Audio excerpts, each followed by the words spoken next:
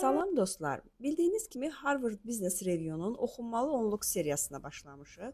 Əvvəlki videoda liderlik kitabı ilə qısa tanış olduq. Bu videoda isə innovasiya kitabı ilə tanış oluruq. Vaxt məhdudiyyətini, müəllif hüquqlarını, spoiler qaydalarını da nəzərə alaraq mən qısa toxunuram kitablara. Kitabın mündəricatını videonun əvvəlində paylaşıram ki, içindəki 10 məqalə və müəllifi ilə tanış olasınız. Sonradan sizə hansı maraqlı gələrsə, onu daha ətraflı müzakirə edərik və ya özünüz maraqlanarsınız. Videonun ən sonunda sizinlə sağollaşdıqdan sonra isə hər 10 məqalənin kitabda verilmiş yığcam izahının şəklini ekranda yerləşdirirəm. Əlbəttə ki, məqalələr yığcam izahlardan ibarət deyil, genişdir və maraqlıdır. İndi innovasiya kitabımdakı 10 məqalənin adı ilə tanış olaq. İnnovasiya katalizatorları. İnnovasiya düşmənçiliyi dayandırın. General Electric'in dağıdıcı yanaşması. Müştəri yönümlü innovasiya sxemi. Realdır, qalib gələ bilərik, bunu etməyə dəyər. Məhsul yaratma ilə bağlı 6 mif. İnnovasiya ilə bağlı klassik səhvlər. Kəşf yönümlü planlaşdırma. İnnovasiya təfəkkürü. İnnovasiyanın qatilləri.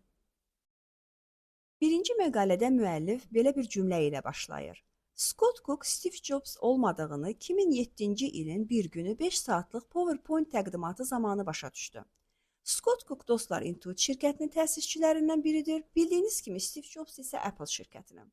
Intuit şirkəti müştərilərin yeni məhsula əvvəlki kimi maraq duymadığını hiss edir və bu istiqamətdə hərəkətə keçmə qərarı verir. Bu məqsəd ilə 2 günlük şirkətdən kənar toplantı edirlər və bu toplantıda Cook 5 saatlıq PowerPoint proqramı üzərindən prezentasiya edir. Məqalədə gözəl bir ifadə işlədilir. Mənəvi enerji. Və belə bir cümlə yazılır. Onun təqdimatındakı ideyalara müəyyən maraq duyulsa da, zaldakı mənəvi enerji yox səviyyəsində idi. Və növbəti təqdimatçı Alex Kazaks idi. Alex Kazaks'ı Cook dəvət etmişdi və 1 saat ona vaxt ayrılmışdı. Alex Kazaks da Cook kimi PowerPoint proqramı üzərindən təqdimatına başladı və 10 dəqiqə sonra çıxışını bitirdi. Vaxtının geri qalan hissəsini interaktiv şəkildə keçirdi. Beləliklə zalda əyləşən digər menecerlər də prosesə qoşuldular, müzakirələr aparıldı, rəylər verildi, düzəlişlər olundu. Layihənin sonunda iştirakçılar arasında sorğu keçirildi. Onlar daha çox interaktiv hissədə öyrəndiklərini qeyd etdilər və bu üsul ilə Intuit şirkəti öz əməkdaşları arasında innovasiya katalizatorlarını üzə çıxarır və bundan sonra da bir çox nailiyyətlərə birlikdə imza atdılar. Məqalənin sonunda isə müəllif belə bir cümlə yazır.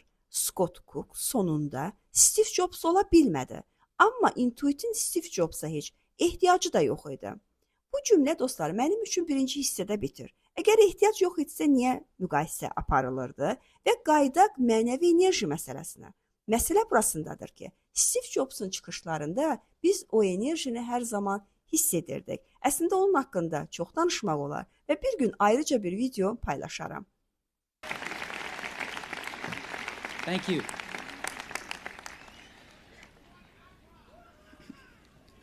I'm honored to be with you today for your commencement from one of the finest universities in the world. İkinci məqalə innovasiya düşmənçiliyini dayandırın məqaləsidir. Düşünürəm ki, bu çox önəmli nüanslardan biridir.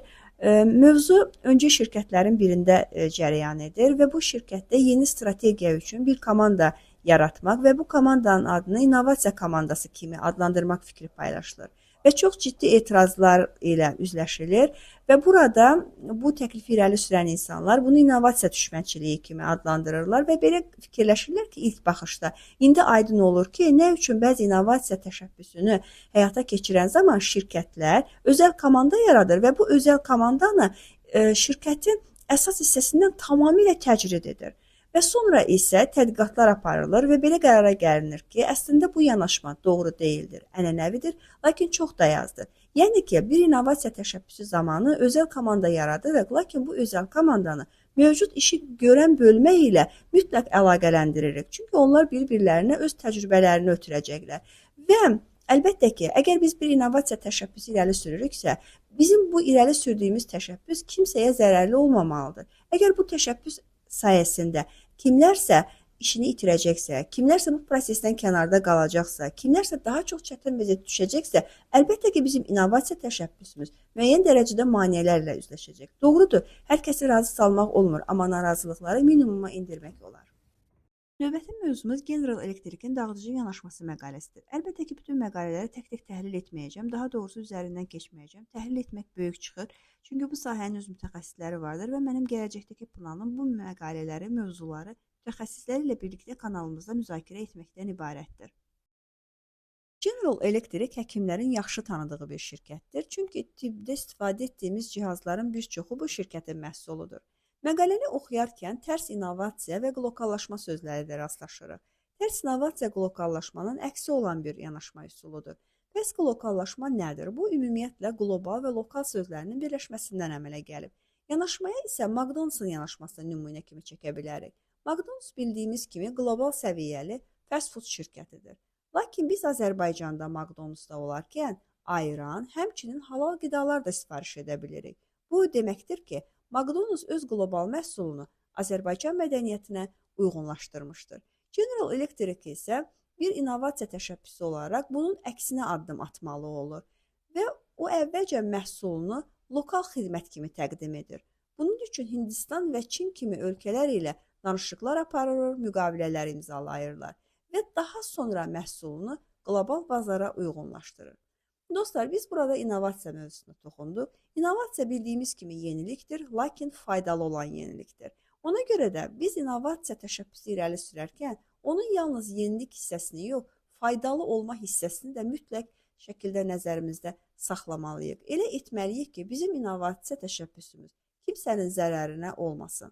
Növbəti videolarda görüşənədək özünüzə yaxşı baxın, Allah amanında qalın.